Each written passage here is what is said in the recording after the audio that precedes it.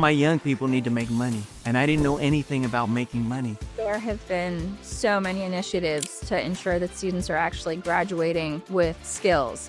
But they were not just going to college, they're going to work and college. And many of them, the work was more important than the college. They are excited about their future, but we don't actually all know what that's going to look like. I'm really excited to be here today on EdTech Elevated, spending some time with Alfredo Mathew III. And today's podcast is going to be a discussion on education, but education as it relates to ownership and building systems for shared prosperity. Alfredo Mathew III is a social entrepreneur, educator, and systems thinker, dedicated to building a more inclusive and regenerative economy rooted in ownership and shared prosperity. With over 25 years of experience at the intersection of education and workforce development and entrepreneurship, Alfredo has co-founded ESO Ventures, where he's helped incubate 500 plus Black and Brown owned businesses and has deployed over $6 million in capital. He's also secured $22 million in investment for inclusive entrepreneurship across California. And today, as the founder and CEO of SPCC.1, it's the first shared prosperity community corporation, and he's pioneering a new economy that helps model how communities can consolidate small businesses and build collective wealth. Alfredo, we are so excited to have you today. This is a topic that's very close to the work that we do here at the agency and really in education all around the country. So thanks for joining us. We are so excited to learn more. Thank you, Lisa. It's wonderful to be here. Very excited to get into it. So tell me more about you and your experiences, both really starting in New York as an educator and then taking what you're doing to California and seeing great success in helping entrepreneurs realize their dreams. Well, it was like everyone, none of this is a straight shot. I didn't know that I was going to get into entrepreneurship. I didn't know that I was going to be so focused on ownership and asset growth because all I ever really wanted to do was start schools. I just wanted to be an educator like my parents. My father was a superintendent in the New York City schools in the 70s. And I just grew up in an education family, super important to me. And I was always thinking about how do we create great learning environments and how can education be an access point and on-ramp to the American dream. And so that was my whole thing. I just want to help young people. In the time I was a teacher in the 90s and the early 2000s, just go to college. Like, how do we just help more young people experience the benefits of education, that foundation that sets you up for success in life? And I was an educator for many years in New York City and California. I taught IB, I taught in charter schools. I was part of the small school movement, a Gates-funded school in the South Bronx that we started. That was like some of the best teaching I ever did, Mount Haven Prep in the South Bronx. But after 14 years of teaching, I also did a lot of work with nonprofits and just kind of youth development work. Around 2014, I was like, all my young people need to make money. And I didn't know anything about making money. All I knew was about how to educate and get young people involved in great critical thinking and discussions and how to write essays. But they were not just going to college, they're going to work and college. And many of them, the work was more important than the college. And so I just saw a lot of my favorite students not persisting, leaving school with debt, and not having the same economic opportunities that I thought that we were preparing them for. And you fast forward to 2025, and it's not just my students from the South Bronx or from East Oakland who are facing these challenges. It's all kinds of middle-class kids that are going to college and they're not sure why they're going to college and they're doing this and then they're facing a tough job market. So there's a connection between education and the workforce and wealth building that I've just been fascinated by my whole life. Absolutely. We're seeing it, frankly, it's almost like a national pandemic, right? There have been so many initiatives to ensure that students are actually graduating high school with skills that will help them be employed. But it's really a huge problem when they go to college and they don't actually graduate with the skills needed either to get a job or, frankly, what employers are looking for in terms of the types of hires they want to make. We're seeing it now. It's really painful, even with all the changes with AI.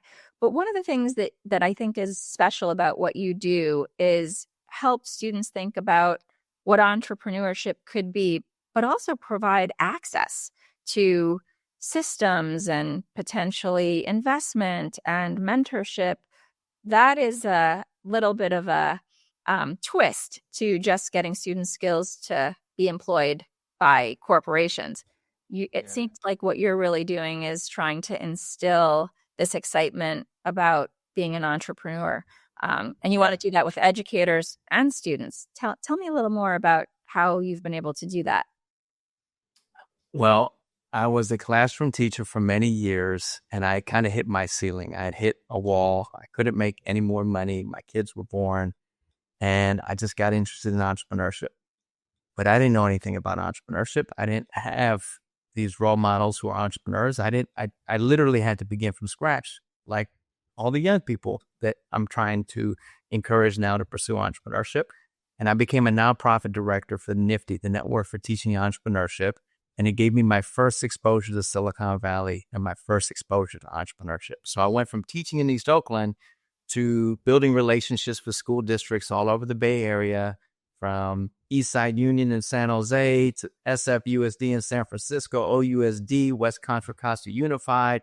I just went around the Bay Area building relationships with teachers and principals and superintendents, and building relationships with companies like PayPal and Salesforce and SAP and EY.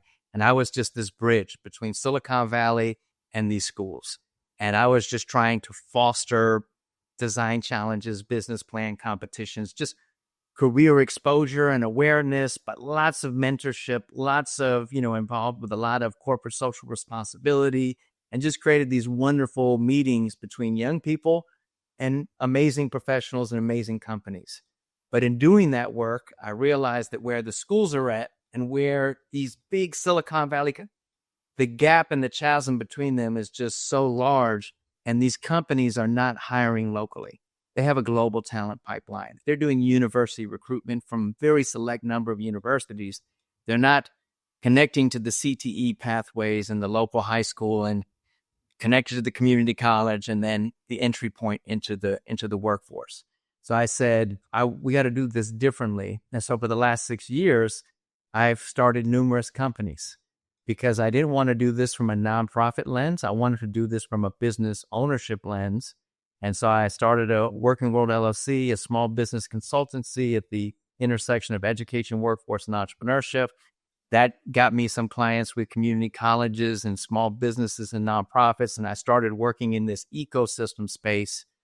I had the fortune to co-found ESO Ventures, which in the early months of the pandemic got a contract. Working World got the contract with the city of Oakland and Merritt College, and then that evolved into ESO Ventures. And ESO Ventures, with two amazing business partners from East Oakland, Penwazo, Martha Hernandez, we were able to write legislation. We got $18 million from the state of California for the California Entrepreneurship Capital in the Community Act to incubate Black and brown businesses in the Bay Area and then across California, and to create a debt investment fund. Because what we realized is that there is, yes, a gap between local schools in Silicon Valley, but there's a tremendous gap between our Main Street economy and Silicon Valley. And the economy that all the young people I was working with and inspiring, yes, some of them want to work for PayPal and they want to work at Salesforce. Most of them want to work in mainstream economy. They want to create landscaping businesses. They want food, culinary businesses. They want to do hospitality businesses. They want to do all the services, right? Like in our homes, right? HVAC, all these different things. That's a big part of our economy. And we don't have the same entrepreneur ecosystem. We don't have incubators. We don't have the same access to capital, the same teaching of business acumen. The majority of entrepreneurs in our country are not obviously Silicon Valley businesses. That's a very tiny, small percentage of the 33 million business owners in America. 28 million are sole proprietors. They're businesses of one person. They might have a small team and they're, modest revenue. And so if we want to prepare young people for business ownership, you got to show them, yes, there's corporate America. There's these really big, right, venture capital businesses, 10x, 100x growth. But then there's also more lifestyle businesses, community-owned businesses. And I got very focused on how do we help community-owned businesses be sustainable, be viable. How do we help them build up their business acumen, get their foundations right, formalize their business, learn how to operate, and access capital and contracts? So that's the work. Boost your company's digital presence with Partner in Publishing. We leverage proven strategies to expand your reach and increase sales. Whether you're a startup or an established business, we tailor our digital marketing strategies to meet your specific needs. From search engine optimization and high conversion digital ads to organic social media and targeted email marketing, we employ essential marketing strategies to achieve your mission and deliver impactful results. Partner with us to meet and exceed your sales and marketing goals and stand out in the education sector. Learn more at partnerinpublishing.com. So I'm an example of someone who just got a little lucky, right? And could have really benefited from the design and the structure and the mentorship. And I, built a business from my basement hoping it would work. And it did.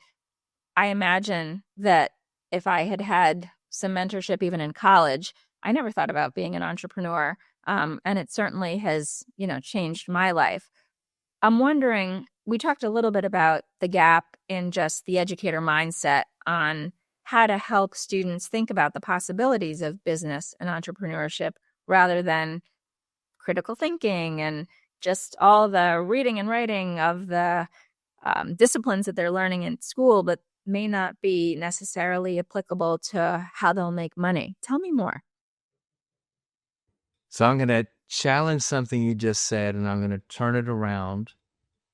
I think the critical thinking, the pattern record. So I'm a historian. That's what I studied in college. I ended up teaching U.S. and world history. I love history. Not everyone loves history. But what I love about history taught me how to think strategically. History taught me how to plan. History taught me how to see patterns, to look around corners. And one of the things that you have to be able to do as an entrepreneur, you have to be able to understand the market. Where are things trending? Where are things going? You can't have the same business plan today and 3 years from now because the world just changes so fast. I think that the things that we learn in school are foundational to all of life, right? Just how to communicate with people, how to get along with people you don't always agree with, how to work in a group, how to read, how to write. I don't care that AI exists. Yeah, I use it all the time. But because I know how to read and write, I really know how to use AI. I can use it incredibly effectively. Recognize patterns, right? Other people who have a different skill set, more of a science-based mind, they can do technical things that I can't do. But one of the things that educators need to be able to do is you do not live outside of the economy. Schools are a part of our economy. A school is a business, just like a nonprofit is a business, just like a city is a business. Cities and states, government is business. Education is business. Nonprofits are business. And right, for-profit business are all business. We all have business models. We all have economic engines, and we cannot ignore the way that our markets work. I think I spent so much time as an educator. Here I am focused on my pension and I've got great benefits and I don't make a whole lot of money, but I got all these benefits. I'm concerned that as funding streams change and slow and as demographics shift and students districts lose students to first charter schools and now home schools and micro schools, those pensions and that's not guaranteed. Nothing is guaranteed. And so I want educators to understand you do need to understand business. capital is not something that other people need to think about. No, we all as citizens need to understand capital and economics. It's like economics is the last thing taught in high school. It's literally the semester before you're out the door. It's the first time we talk about economics. That is a tremendous mistake. My daughter's in the 7th grade. She's about to start an entrepreneurship class. So good, because she wants to be a baker. And right, because she loves cooking. I don't think that she's going to be a baker when she's 25. But if she's into baking now and she can start learning about how a business operates when she's 12 years old, and she's interested in profit and loss, and how much does it actually cost to make a thing of cupcakes, and if you sell it, what's the profit margin? That is good applicable learning. And I think sometimes learning can be too abstract, and we have to be able to apply it to our life. And that's just one of the things that I care about and I think about. Educators, I taught over 1,000 kids. I probably taught 2,000 kids. I don't think any of them are historians. I'm not a historian. You're going to take that knowledge and you're going to apply it somewhere in the real world. So let's be honest about what we're doing. We're not creating thousands and thousands of scientists and historians. We're creating people who are going to go out and make a living for their lives, and they're going to take care of their families, and we want them to have a good quality of life. Well, there's a connection there. And now I feel better about my major. I was a history major. And I also minored in Spanish, but honestly never saw the connection between majoring in history other than I can read, comprehend, and apply. But I was not necessarily going to be a history teacher, though I did spend some time teaching at a community college. And I do use my Spanish every day. We've got a team in Colombia, and I can actually communicate with them. But you're right. I had to graduate from college and think about how am I going to get my first paycheck. And I didn't necessarily see that connection. And this was obviously a long time ago. But I think there are huge initiatives to help students make those career connections beginning in kindergarten. We've worked with companies that have libraries and videos that help educators understand what people do in their careers every day, because we don't always know what careers are out there, and then we don't know what we are potentially interested in. So I do think helping educators understand how to make those connections early so that we could foster this business mindset. We're seeing companies try to do that. But I do see the disconnect between all the stuff that's available and just the time that educators and the potential counseling and professional development. You can't just drop new technology and say, here are a bunch of videos. It's, how do you use them? How do you make them relevant? And we see the investment from angel investors all the way up to PE firms focused on companies that are building technology that'll help students ultimately get a job. So there's a lot of great stuff for foundational skills, but this college to career connection seems to be where all the excitement is, at least from our vantage point in education. So you're certainly in a space that everybody's leaning into. Yes. Well, I think education is really too slow in adapting to the changes in the world, right? Like we know this, right? We saw with COVID, districts just didn't know what to do. Like we need to be so much more flexible and adaptable. And I mean all of us. The public sector, the private sector, philanthropic sector, everyone needs to be much more flexible and adaptable. And schools have been rigid for a long time, right? 100-year-old factory model. But it could change really quickly. And I think it is changing. And so we all have to be entrepreneurial. Are you ready to elevate your brand and captivate your audience? At Partner in Publishing, our video marketing services are all about turning your ideas into captivating visual narratives. Whether it's a compelling promotional video, engaging social media content, or informative tutorials, we've got you covered. Our expert team works closely with you to create videos that not only look amazing, but also drive results. Don't just be seen, be remembered. Visit partnerinpublishing.com today and discover how we can help you outshine the competition. So, Alfredo, clearly there is some work to be done to help educators make these connections between career, potential ownership in a company, starting a company. Tell me more about the systems that you feel we need to build to help educators lean into the creator economy. We're well into the 21st century. You mentioned 33 million entrepreneurs start businesses. Is that every year? Tell me more. How do we help instill that mindset? Well, the first thing I say is that I think we should be looking at entrepreneurship as the number one career pathway, because 1 out of every 2 adults in America is going to create a business at some point in their lives, and 1/3 of those are going to create multiple businesses. So entrepreneurship is the pathway, is completely broad, and that's where all of our young people are heading. So educators need to learn about an entrepreneurial mindset. There are many organizations that have been around for a long time that have entrepreneurship curriculum. They can teach business skills. But I literally believe that it should be a core subject, or it should be embedded across the curriculum. So an entrepreneurial mindset is taking those 21st century thinking skills that were very popular, 20 years ago when we were just entering into this century, critical thinking, problem solving, etc., and they tweak it a little bit. It's about risk taking. It's about problem recognition. It's about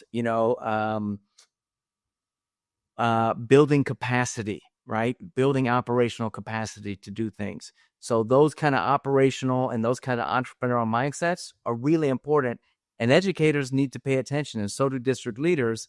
And one of the things that I think was great about the work that I did at Nifty, and that I think there's opportunities, we need to create more connections between schools and the community. So there's got to be ways to do that career exploration, that career awareness, so that young people can get exposed to these future entrepreneurial paths.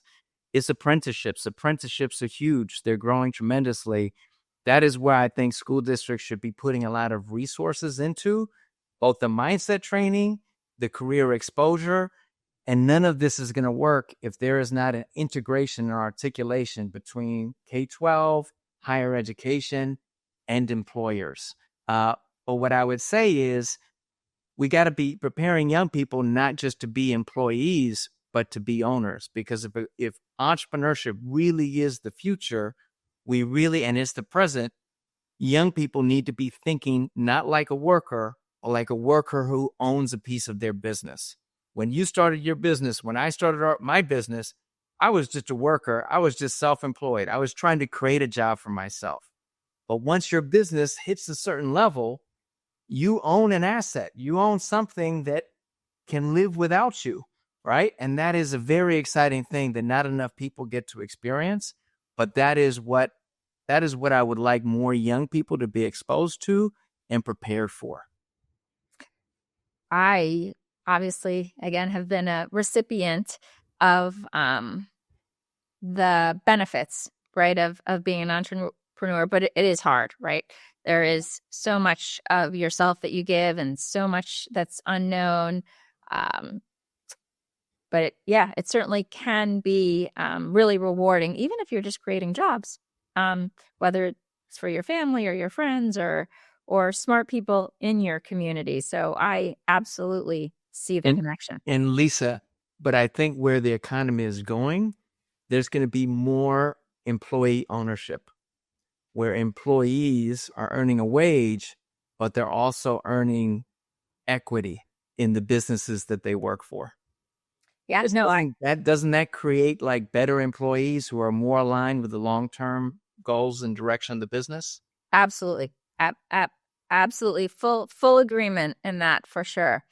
Tell me more, or tell me a story before we wrap up. What's your favorite story about the work that you've been doing and the career to community connection? It could even be with adults. I'll talk about Mateo Galvez, because Mateo Galvez, he was a junior at Lincoln High School in San Francisco, and we used to do these design challenges. where, I would bring kids from all over the city and we'd go to Salesforce or we'd go to USF and we'd have these business plan competitions. And the morning of this business plan competition, 7:45 in the morning, I'm getting all the kids breakfast. I'm talking like 100 kids. He's trying to sell me t-shirts. He's trying to sell me the t-shirts that he's been making. And this kid had such a hustle and such a drive. I was like, who is this guy? And we just kind of hit it off then. And we've been friends for 10 years. The last 10 years, he's probably 27, 28 now. He just bought some property in Las Vegas. He still has his t-shirt business that he's been doing, but he's worked in Silicon Valley, worked at a bunch of different companies. He's pursuing a new entrepreneurial thing today. And it's just like a story of a young man who I just saw myself in this guy. He saw me in him, and I've seen him grow and evolve, and he is scared, right? He's scared to be an entrepreneur. He's scared to take the risks and do the things, right? But I see that he's had the preparation and the training. He's been thinking about wealth building. He understands, what it takes to get a business off the ground. He understands what it is to kind of build a team. And so that's just one example of like, I don't think that entrepreneurship is you do it once and you're successful and you figured it out. It's a journey and you're going to try things and it's not going to work out. And you're going to have to, learn from those lessons and start over again. People talk about failing forward. I'm not a big proponent of like, yeah, you fail, and then you achieve this incredibly outsized success that no one else can even imagine. I just think that life is full of challenges and we have to overcome our challenges. And I get a lot of gratification seeing people, whether they're adults or kids, try things that are difficult. We can do hard things, learn from the hard things, and get a little bit better every time. And so there's some just people that I keep in touch with, and I love seeing their success. That's something that I carry with me. No, that's a great story, and I'm sure you have so many others.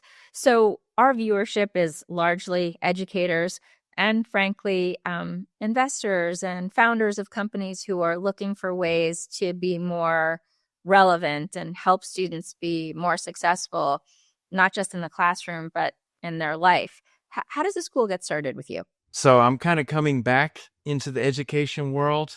I was an educator. I was a nonprofit director. I've really been working with community colleges and small businesses, been doing the business incubation work. Now with SPCC.1, Shared Prosperity Community Corporation 1, we're really looking at how groups of businesses can work together and through aggregation, compete at a higher level. I'm starting to work with Futuro Health, who is doing work in the healthcare industry with credentializing workers, how to create worker-to-owner pathways. I'm very interested in worker-to-owner pathways. And if there are schools who want to explore a design sprint around a worker-to-owner pathway, I've got colleagues who have deep educational experience with XQ Institute and the Buck Institute and other, we work with other entities, but we can do design sessions, we can do sprints, we can help build online communities. There's a lot of things we can do, and I'm starting to advise some agentic AI startups in higher education. So I'm really starting to get back into education because I think that there's got to be an on-ramp from education into ownership, and it needs to be built because we don't have a great on-ramp. And if we're really going to help small businesses level up and compete against larger enterprises, we're going to have to do a lot of capacity building, a lot of mindset building, and we just have to develop more leaders and people who want to own things and build things to last. I see it every day in the conversations that we have, not just with educators and investors and companies, but the students that we're serving. They are excited about their future, but we don't actually all know what that's going to look like with all of the new skills we need to learn and all the new connections we need to make. And we have to reframe the way we think about work. And certainly what you're doing is right at the center of that. So we are excited to maybe speak to you again to learn more about how you can help our partners. But in the meantime, we'll be tracking the work that you're doing, and hopefully we'll be able to have you on our podcast here again sometime soon. Alfredo, so great to meet you. Wonderful to meet you as well, Lisa. Take care. Thank you for tuning in to this episode of EdTech Elevated, powered by Partner in Publishing. We hope you found today's episode inspiring and informative. Don't forget to subscribe and stay connected for more insightful conversations with EdTech leaders and innovators. Until next time, follow us on social to keep up with the latest trends in the world of EdTech. I'm Lisa March, and this is EdTech Elevated.